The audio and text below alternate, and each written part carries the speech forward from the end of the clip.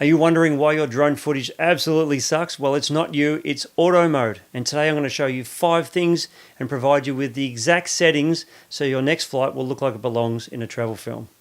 G'day friends, so there's one major setting I'm talking about, and that's your shutter speed. If you leave that on auto, your drone's camera is constantly doing a frantic little dance. It's constantly adjusting to get the right amount of light into the sensor. Whatever it thinks it needs to kill light in that exact millisecond, it just does it. And it sounds smart, right? Well, not really.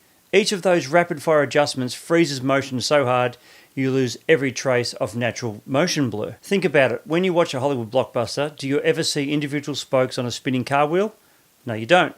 You see beautiful natural blur that conveys speed and motion. That's because professional filmmakers, whether they're shooting on a red camera or a drone, adhere to a sacred principle, and the principle is the 180-degree shutter rule. This rule indicates that your shutter speed should be exactly double your frame rate. So if you're shooting at 24 or 25 frames per second, your shutter speed should be 1/50th of a second. If you're shooting at 30 frames per second, it should be 1/60th. And this simple ratio creates that perfect natural motion blur that our eyes are accustomed to from decades of cinema. Pros treat this like religion, and you should too. And without it, your footage always will feel off no matter how steady you fly your drone. And this, of course, is not the only setting you should be aware of, but it should be all starting from this point. And if you want your next flight to look cinematic without guessing, download my free drone starter kit. It gives you the exact settings for sun, cloud, golden hour, interiors, everything, so you can just set up and fly. Links in the description as always. So now you know about the 180-degree shutter rule. It's really easy. The first step really is just honestly the biggest hurdle for most people is opening your drone app mid-flight, or even better before you launch, and tapping that camera icon and switching from auto to manual. Don't be scared, manual isn't some dark art reserved for gurus. Once you're in manual, all you do is you set your ISO as low as you can get it, which is usually 100. Then you set your white balance to the environment you're in. If it's cloudy, set it to cloudy. If it's sunny, set it to sunny, etc. Then scroll to the shutter speed setting and now dial it in. 1/50th for 25 or 24 frames per second and 1/60th for 30 frames per second. Now here's what's probably going to happen when you do this. Your preview screen will probably start to glow like it's a nuclear marshmallow. Everything will look wildly overexposed, and guess what? That's exactly what we want. It means you've successfully locked the sensor open, forcing it to capture light for that specific duration. And this isn't a problem, it's expected, and actually a good sign that you're on the right track. So now we're going to fix that overexposure next, and it's simpler than you think it is. So now you've got that glowing screen, right? That's where neutral density filters come in, or ND filters. Think of them as high-tech sunglasses for your drone camera. Their job simple is to reduce the amount of light hitting the sensor, allowing you to maintain that crucial 1/50th or 1/60th or 1/60th shutter speed, even in bright conditions, without blowing out your highlights. Without an ND filter, your camera would be forced to either speed up the shutter, which breaks that 180-degree rule, or severely underexpose the shot to compensate. ND filters come in various strengths. They start at ND4, ND8, 16 and 32 and so on. Each number represents a certain stop of light reduction. An ND4 cuts light by 2 stops, an ND8 cuts by 3 stops, an ND16 by 4 stops, and so on. On a sunny day, an ND8 or an ND16 is often your sweet spot, so go for them first. But on an overcast day, you might just need an ND4. And you literally just slide one onto your drone's lens, and suddenly overexposed screen starts to settle down. Now when you look at your histogram, which is that little graph that shows exposure levels, you'll see that all the little mountain peaks are not peaking on the right or left hand side of the screen, because one side is your highlights and one side is your shadows. You want all those peaks to be roughly in the middle. If you put an ND filter on and it still doesn't seem to feel like it's the right amount, then put a darker one on or a lighter one depending on which way it's peaking. And a pack of 6 quality ND filters usually costs less than one spare prop set. It's an absolute no-brainer investment, and I like to use Nearwa's NDs for all the beginner drones. I'll put a link in the description for that. But all you have to do is snap one on and watch your footage go from amateur hour to prime time. They're indispensable really for any serious drone pilot aiming for that cinematic look. If you have the Air 3S like I do, 3 ND filters actually come with the Fly More combo, so you actually get them with your drone.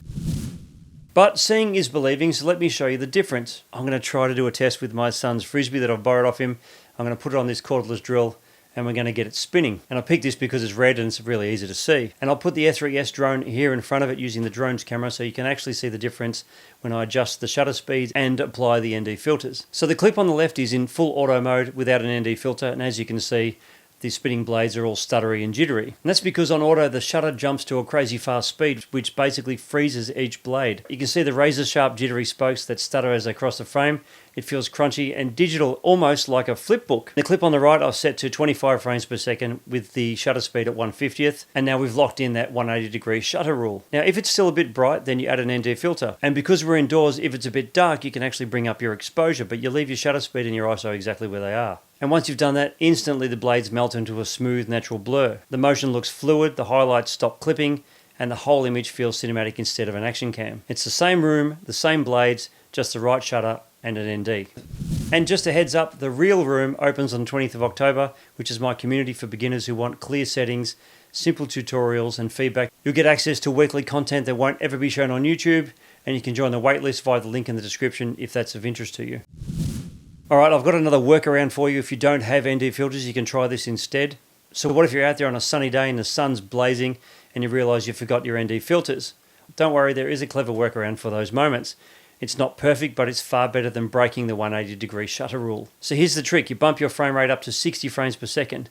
Then you set your shutter speed to 1/120th. And why should you go 60 frames per second? Well, it's because it captures double the visual information compared to 30 frames per second. So when you bring that 60 frames per second footage into your editing software, you can then slow it down to 40%, which effectively makes it 24 frames per second playback, or 50% for 30 frames per second playback. And by doing this, you're still hitting the 180-degree rule in terms of motion blur, because your shutter speed was set to 1/120th, which is double 160, but when you slow it down, the motion blur is perceived correctly.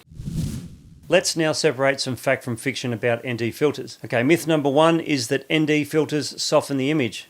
This is only true when you buy really crappy, cheap plastic filters. Really low quality NDs can indeed introduce chromatic aberration or a slight blur, but if you invest in good filters, and you absolutely should, they are optically neutral and won't degrade your image sharpness one bit. Think of them like high-end camera lenses. Quality does matter. Myth number two, they're only good for video. Well, this is false. While crucial for video to maintain the 180-degree shutter rule, ND filters are incredibly useful for drone photography as well.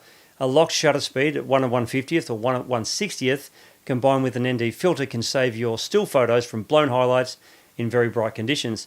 It also allows you to achieve creative effects like long exposures for silky smooth water or blurred clouds even during the day, which would be impossible without an ND filter. Myth number three, cloudy days don't need an ND filter. This is a common trap as well. Even on an overcast day, if you're shooting with wide open aperture like f2.8, common on many drone cameras, and aiming for that 1/50th shutter speed, you can still easily overexpose your footage. A thin high cloud cover can still let through a surprising amount of light, and popping on an ND4 filter at least ensures you maintain your desired shutter speed and don't accidentally blow out those subtle cloud details. Always check your histogram, even on grey days. So 5 steps, that's it, just 5 steps for a lifetime upgrade in your drone videography. Ignore any one of them and I'll promise you you're back to crunchy tourist level footage that nobody watches twice.